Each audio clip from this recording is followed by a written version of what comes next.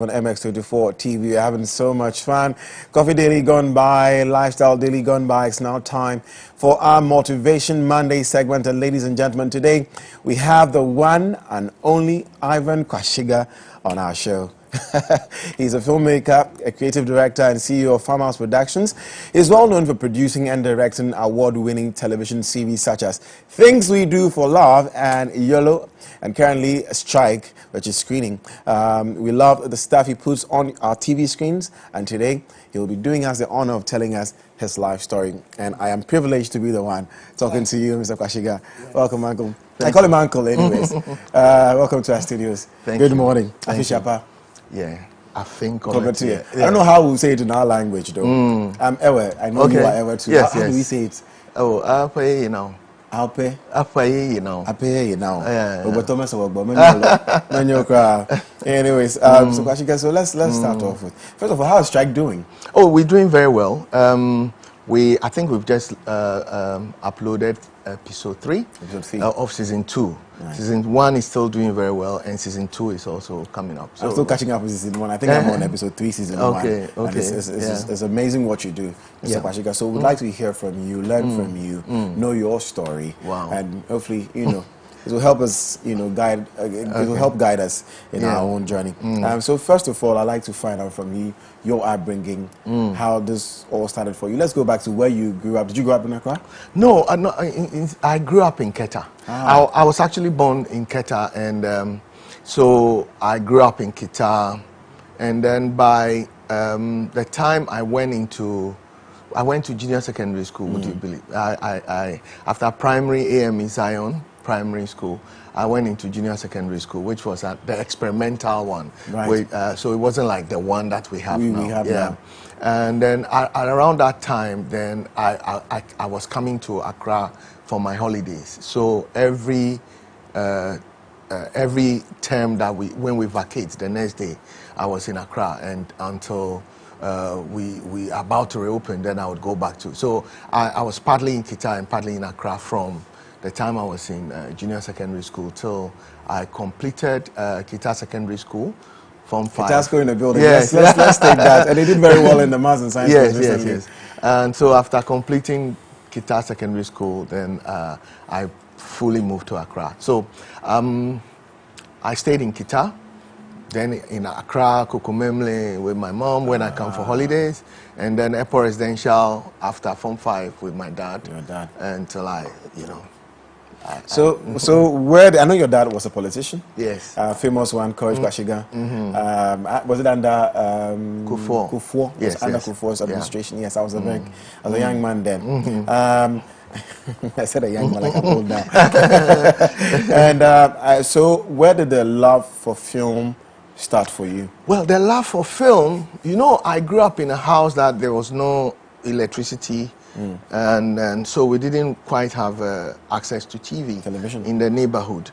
And so what we had, fortunately for me, was a cinema house that was next to my house called Croydon Cinema. That is the house I was born in, was next to a cinema house called Croydon. In Keta? In Keta. And they had changed the school into the cinema house into a school, a Roman Catholic school, their primary section.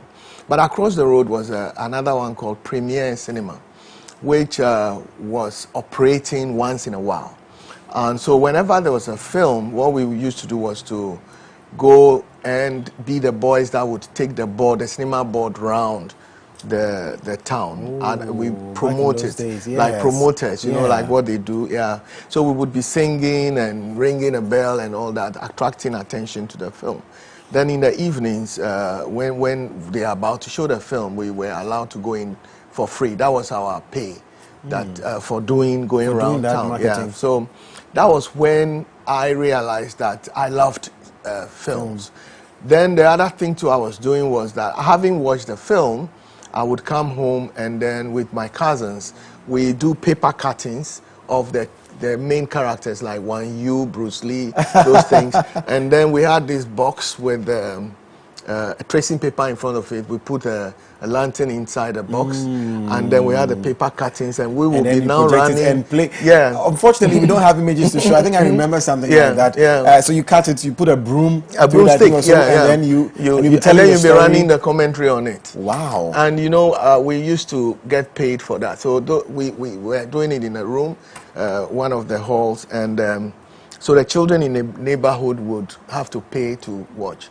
And it involves people paying with what their parents sold. So if like your mom sells both road, sugar cane, and all that, you bring some and then come you and enter. watch. Come Wow. and watch. So that was just the beginning stages. Yes, you pursued this. Yeah. So for me, I think that at that time, God was. I had seen. My house was. It was a family house. So my uncles and my aunties, they were like, because of the Croydon Cinema and Entertainment Center that was next to us, they saw plays and all those things. And so those days, whenever there was a funeral in our home, there was no spinners, and drummers and all that. My uncles and aunties would sing and dance and do everything themselves. And they were also in the play for this Christmas nativity play. So they would come. They had moved to Accra, so they would come, and some of them would arrive on the 24th, and the play was on the 24th night. But they would arrive like 2 o'clock, eat, sing in the house, and then go to the Zion Mission and be on stage and perform. Wow. And I used to get blown away with the way they were able to carry themselves. Then I was also in a cultural troupe with dancing and all that. But in junior secondary school, I met a headmaster who became my friend, Mr. Kofi Nyavi. He was the late Kofi Nyavi. He got me into writing poetry. And then he realized I loved reading. And so he showed me some of the things he's written and the poems that he had written. So I started trying my hands on them, and I was showing it to him. And then, by that time, I had to move to Jelukope in order to attend the school. So, in Jelukope was Father Kramas, who had a small 16mm projector. And so he had this John Wayne, Charlie Chaplin, and all that. And every Friday night, he would show, and so we would go to watch. So these were the times that I actually had some relationship with cinema. And then, of course, the Ministry of Information cinema vans that used to come once in a while. We would gather to watch on the field and all that. But then when I moved to Accra after Form 5 in Kitasco, I met with my mom's, my stepmom's big sister was married to Mr. Atuyani. I'm sure you must have heard of Mr. Atuyani, who he wrote Genesis Chapter X, Ghana Films, and he wrote and directed His Majesty's Sergeant. That tells how young I am. So we met, and we go to visit them, and each time we were there, my mom would be talking with the big sister inside, and she would leave me and myself and Mr. Atuyani in the living room. And then quickly Mr. Atuyani realized that I loved literature, and then I was able to analyze a lot of things. And the thing is that each African writer's book that he mentioned, I've read already. So we would discuss it, and then my take on those things. He found me quite interesting. That at that age I was able to read all these things and understood these things. And so that was when he invited me to the set. He was shooting a film which was supposed to be the first video feature film called The Last Show. And on that film, we had Grace Omabo, David Dontor, Lola Everett, George Williams. All the big guys were there. They were shooting on the beach at Dansoman Beach. And so I drove in there, and my goodness, all the people I saw on TV that I used to be excited about were right in front of me. And I loved the environment, the way they carried themselves. Everybody was like real. And I said, this is where I wanted to be. I mean, Ivan, it's no doubt your love of film and how successful you are at it, even all these years producing and directing. But who would you say are your influences? Well, so I watch a lot of African films, but I love Mr. Kwanzaa. He is one person that has influenced me a lot, because around the time that Mr. Atuani showed me what is possible in film, then Mr. Kwanzaa came out with Heritage Africa. And around that time, I mean, I was blown away with the depth of the story, the production values, the acting, and everything in it was just like I was in a trance.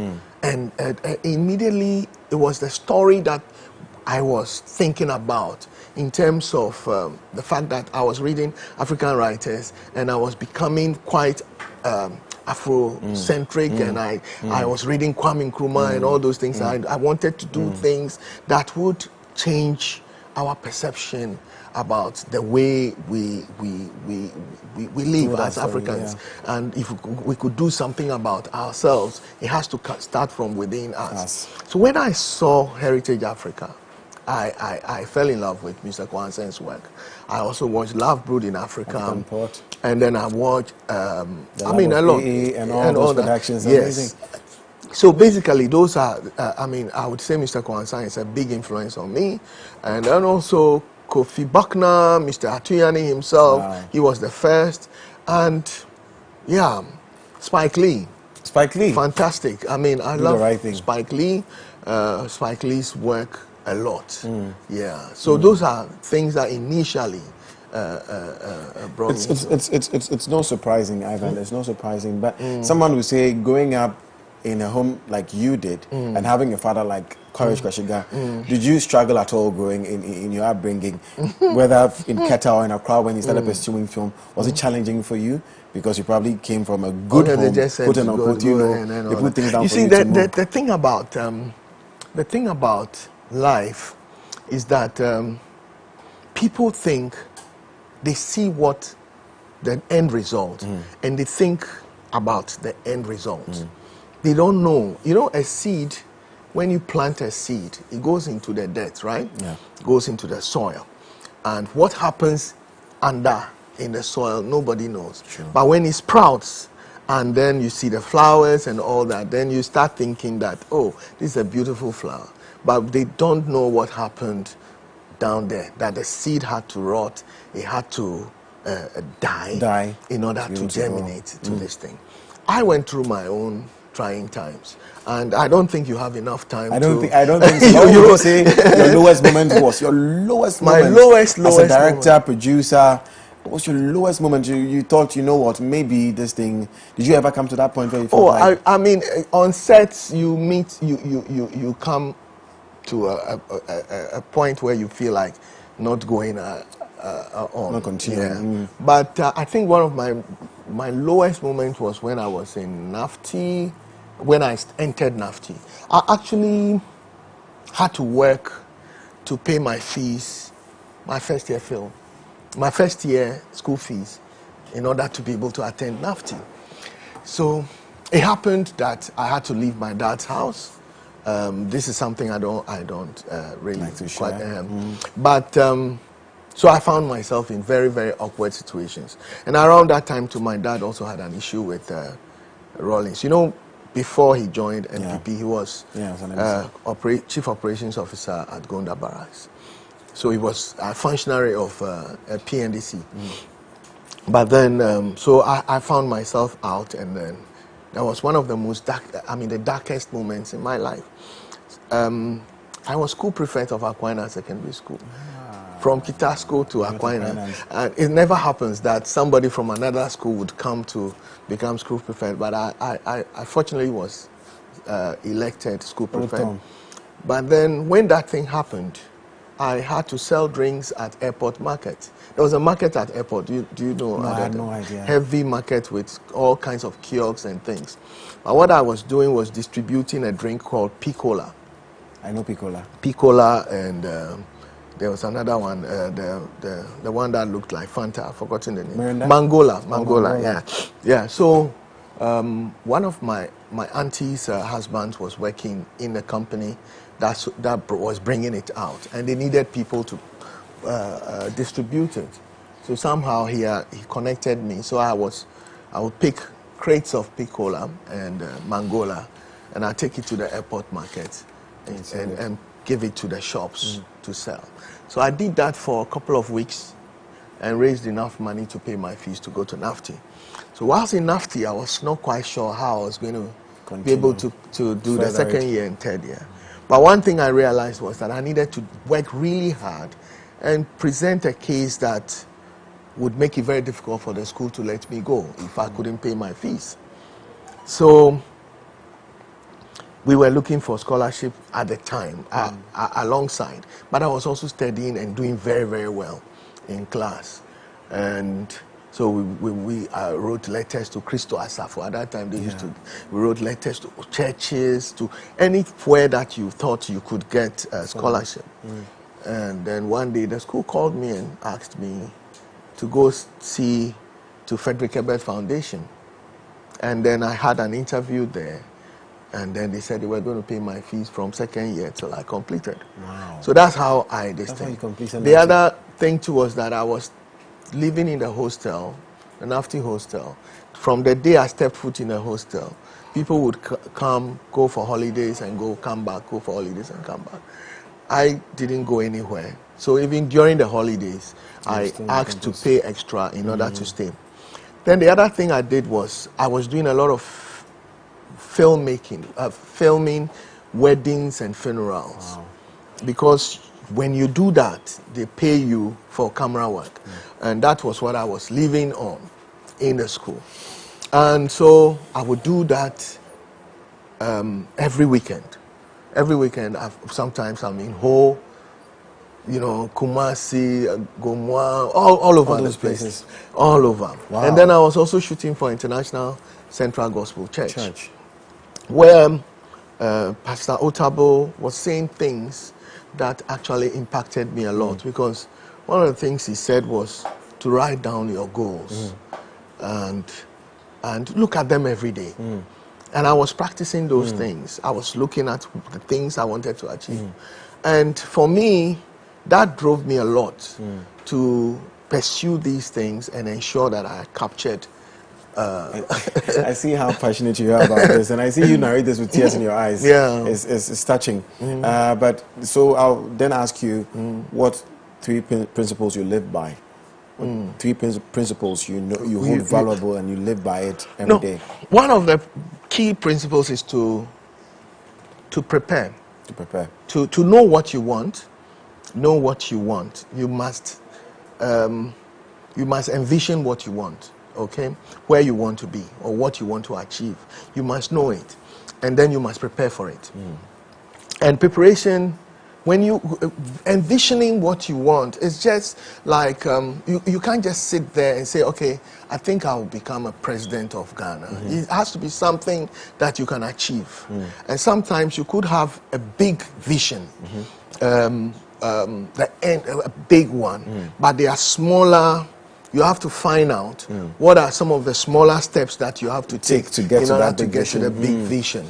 And so once you have the big vision, the preparation is part of achieving the smaller steps also in order to get to that. And then you also have to be aware of the fact that there's something called failure.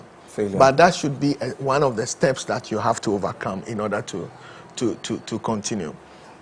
So you prepare for victory in everything, but you must also have it at the back of your mind that you can fail at something. But it is the people who rise after falling or failing at whatever they want to do that go on to win.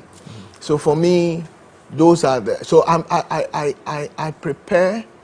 I prepare to the extent that I see what I want to do, and I ask myself all the questions around it. What is possible? What can possibly go wrong with this if I am going this way? How can I mitigate it? How can I ensure that something does not go wrong?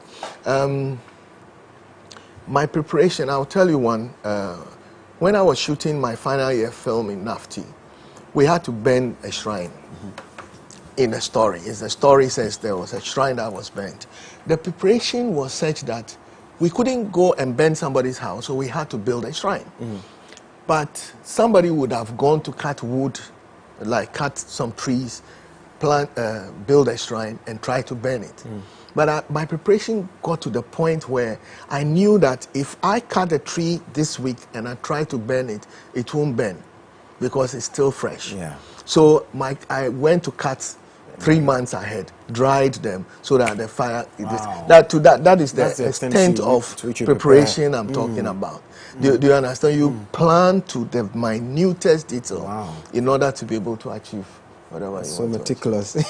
Anyways, because of time, we'll be rushing now. And so many stars or celebrities we celebrate today have passed through your hands. Yeah. You know, talking of things we do for love, the Jackie Appiahs, the Ajetes, Majid. These guys have passed through your hands. Even recently with the Yellow Stars. McCaffrey, Fela Aaron, all these guys have passed through your hands. So I want to ask you, I'll put you on the spot and ask you, so far, of all the people, you've gone as much as even trained some of the best directors we have now. Shelley schooled under you in NAPTI.